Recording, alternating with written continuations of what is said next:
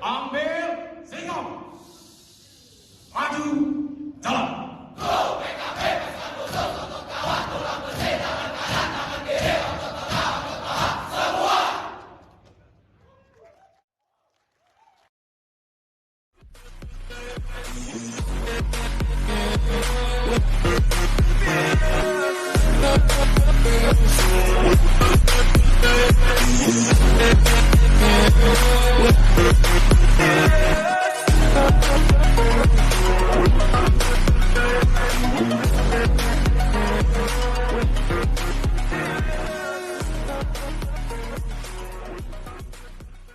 Assalamualaikum warahmatullahi wabarakatuh. Izin memperkenalkan diri, nama saya Bisa Songko.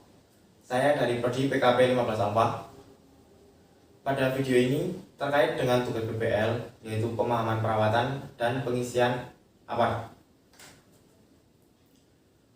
Menurut Permenaker Nomor 4 Tahun 1980,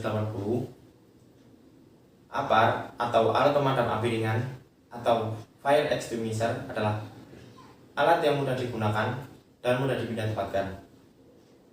Alat ini dapat digunakan untuk memadamkan api atau untuk mengendalikan kebakaran kecil pada mulai terjadinya kebakaran. APAR dibagi menjadi dua, yaitu APAR konvensional maupun APAR modern. APAR konvensional adalah APAR dengan bahan atau materi yang sering kita jumpai yang dapat memadamkan api, yaitu seperti air, pasir, dan tanah. Kemudian untuk APAR modern adalah APAR yang sering kita jumpai dalam bentuk tabung dengan warna dasar merah. APAR ini telah mengalami perkembangan baik secara sistem maupun teknologi. Selain itu, bahan pemadam yang digunakan juga seperti dry chemical powder atau bubuk kimia, kemudian foam dan halon. APAR ini menggunakan gas bertekanan untuk mendorong bahan pemadam keluar atau terpancar. Jenis bahan pemadam APAR juga disesuaikan dengan klasifikasi api. Klasifikasi api dan bahan pemadam. Kebakaran kelas A merupakan kelas kebakaran yang bersumber dari bahan-bahan padat non-logam seperti kertas, plastik, kayu, karet, dan lain sebagainya. Jenis APAR yang cocok untuk memadamkan kebakaran kelas A adalah APAR jenis busa, foam, dan APAR jenis tepung kimia kering, dry chemical powder. Selanjutnya, kebakaran kelas B merupakan kelas kebakaran yang bersumber dari bahan-bahan cair atau gas yang mudah terbakar. Untuk bahan seperti minyak, bensin, solar oli, alkohol, cat, sulfat, metanol. Sedangkan untuk bahan gas seperti LPG, gas alam, dan lain sebagainya. Jenis APAR yang cocok untuk memadamkan kebakaran kelas B adalah APAR jenis karbon dioksida, APAR jenis busa, foam, dan APAR jenis tepung kimia kering, dry chemical powder. Kemudian, untuk kebakaran kelas C, merupakan kelas kebakaran yang bersumber dari instalasi listrik yang bertegangan. Jenis APAR yang cocok untuk memadamkan kebakaran kelas C adalah APAR jenis karbon dioksida, CO2, dan APAR jenis tepung kimia kering.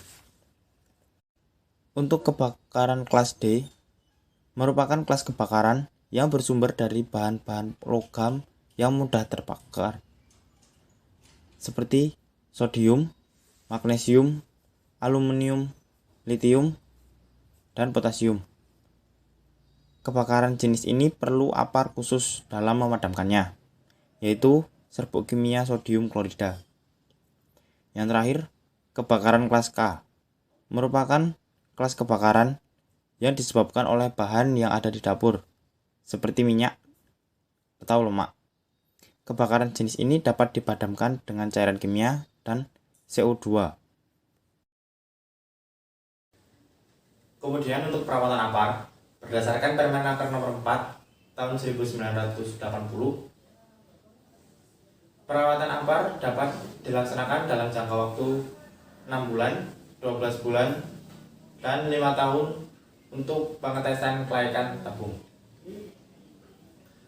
Selain itu juga terdapat pelaksanaan perawatan rutin, yaitu pengecekan tiap-tiap bagian tabung agar kondisi tabung dalam keadaan siap digunakan. Cara perawatan AMPAR. Berikut adalah langkah perawatannya. Yang pertama, pemeriksaan pin pengaman. Yang kedua, isi tabung harus sesuai dengan berat yang telah ditentukan dan tepung keringnya dalam keadaan tercurah, bebas tidak berbutir. Ulir tutup kepala tidak boleh rusak dan saluran keluar tidak boleh buntu atau tersumbat. Peralatan yang bergerak tidak boleh rusak, dapat bergerak dengan bebas, mempunyai rusuk dan sisi yang tajam. Gelang tutup kepala harus dalam keadaan baik. Kemudian, gas bertekanan pada tabung harus terisi penuh sesuai dengan ketentuan. Selanjutnya, pemeriksaan hose, selang, jangan sampai terdapat retakan atau pecahan. Pemeriksaan horn timah yang terdapat di dalam. Dalam jangka 1 bulan, tabung dibolak-balik agar tidak terjadi penggumpalan pada serbuk. Setiap 1 bulan, diadakan pemeriksaan dan pengisian lampiran tabel atau kartu pemeliharaan. Selanjutnya, pemeriksaan 6 bulan, tabung dibuka dan serbuk di dalam tabung diaduk. Sebelum pengisian pemeriksaan bagian dalam, dan tabung tidak boleh berlubang-lubang atau cacat karena karat. Dan yang terakhir, setiap 5 tahun, tabung dicek kelaikannya dengan press air. Cara perawatan AMPAR dengan bahan pemadam CO2. Langkah perawatannya hampir sama, yaitu tiap 1 bulan pemeriksaan corong dan selang dengan mengisi tabel lampiran atau kartu pemeliharaan. Yang kedua, memastikan segel tidak terbuka atau dalam keadaan utuh. Setiap 6 bulan menimbang masa isi tabung. Setiap 5 tahun, tabung dicek kelaikannya. Dan jika isi tabung berkurang sampai 10% dari kapasitas, maka harus diisi kembali. Pada tiap-tiap tabung AMPAR juga dibekali dengan kartu pemeliharaan, yaitu berguna untuk mengecek kondisi AMPAR per bulan. Sehingga apabila AMPAR dalam kondisi rusak atau tidak sesuai, maka dapat dilaporkan ke pihak penyedia untuk melakukan perawatan atau pembaruan. Berikut adalah contoh kartu pemeliharaan AMPAR dan telah melaksanakan pemeliharaan secara rutin baik oleh petugas maupun pekerja yang telah mengikuti sosialisasi bagaimana perawatan AMPAR. Selain pemeriksaan AMPAR yang dilakukan oleh pihak penyedia AMPAR, kita juga dapat melaksanakan pemeriksaan sendiri. Di depan saya ini adalah AMPAR dengan bahan pemadam dry chemical powder dengan tabung bertipe cartridge. Jadi gas pendorong terpisah dengan bahan pemadam. Untuk mengetahui kondisi AMPAR dalam kondisi yang baik, yang pertama kita dapat memperhatikan safety pin dalam keadaan utuh, safety wire belum terbuka, kemudian tuas handle dalam kondisi yang baik, tidak berkarat,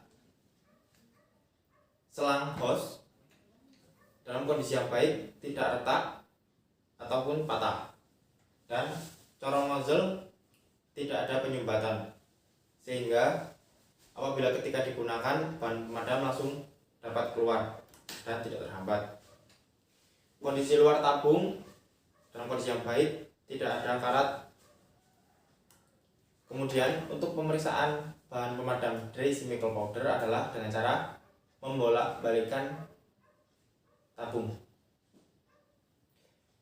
Apabila ketika dibolak-balikan tabung tidak berasa seperti jatuh, maka bahan pemadam masih dalam kondisi yang baik. Apabila terasa seperti ada yang jatuh, itu menandakan dry chemical powder telah menggumpal.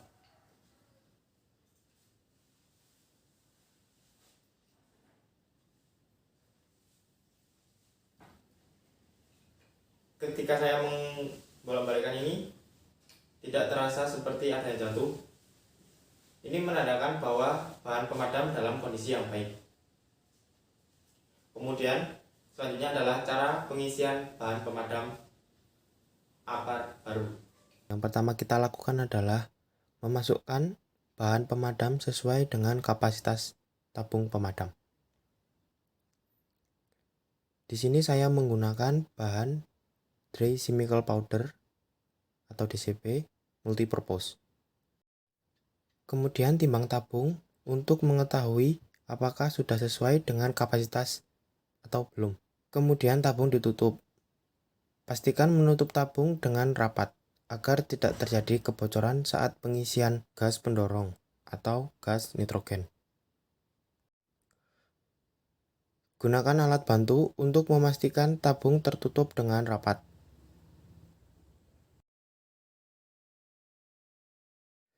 Sebelum pengisian gas pendorong atau gas nitrogen, pasang nepel untuk menghubungkan tabung pemadam dengan selang yang terhubung pada tabung gas nitrogen.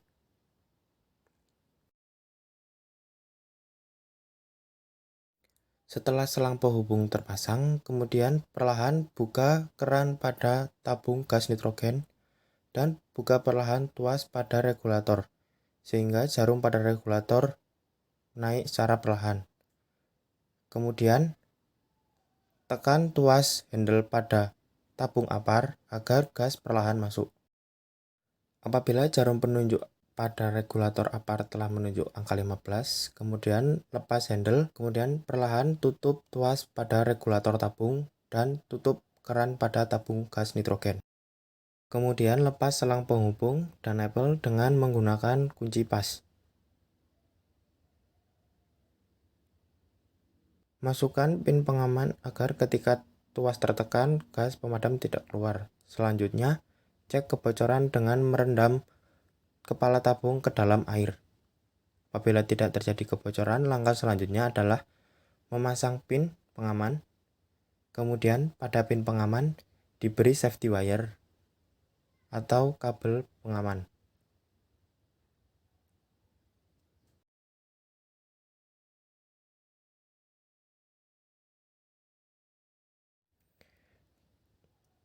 Selanjutnya, kencangkan atom pada safety wire dengan menggunakan alat bantu tang.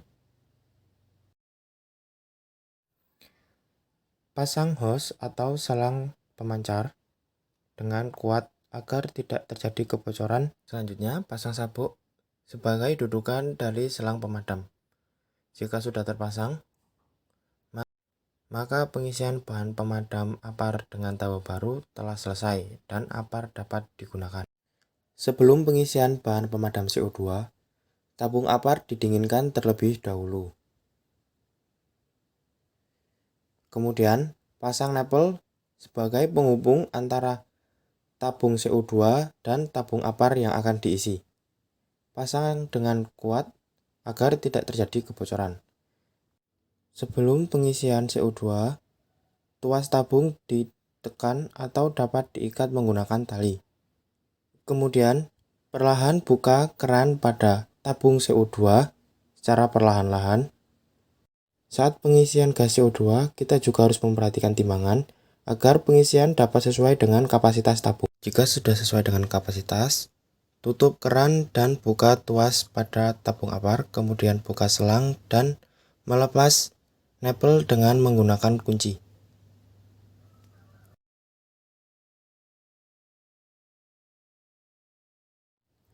Setelah nepel terlepas, selanjutnya pasang pin pengaman agar ketika tuas tertekan, gas tidak keluar. Yang selanjutnya adalah pengecekan kebocoran tabung, yaitu dengan merendam di dalam air. Selanjutnya, pasang pin pengaman dan pada pin pengaman diberi safety wire. Kemudian, tekan atom agar safety wire dapat terkunci dengan kuat dengan menggunakan alat bantu tang. Langkah selanjutnya adalah memasang selang nozzle pada tabung apar. Pastikan pemasangan selang nozzle ini dengan kuat agar tidak terjadi kebocoran saat digunakan. Apabila sudah terpasang dengan kuat, maka pengisian tabung apar CO2 telah selesai dan apar dapat digunakan. Sekian video saya, semoga bermanfaat. Wassalamualaikum warahmatullahi wabarakatuh.